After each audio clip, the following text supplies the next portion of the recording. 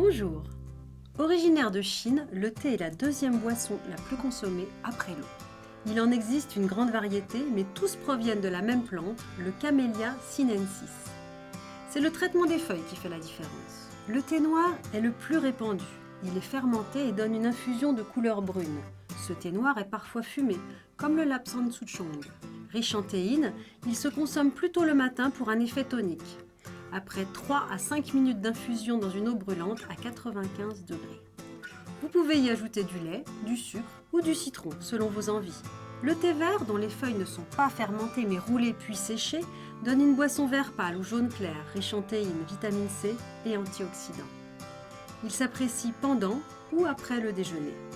Laissez-le infuser 2 minutes dans une eau très chaude, de 70 à 90 degrés.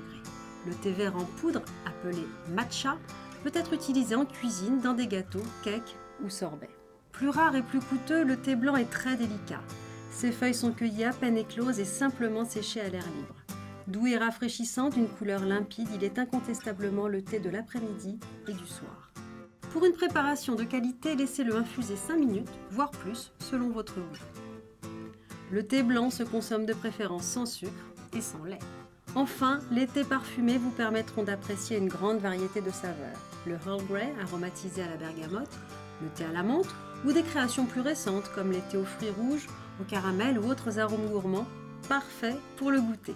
Un dernier conseil, conservez le thé dans une boîte hermétique à l'abri de la lumière. À très bientôt!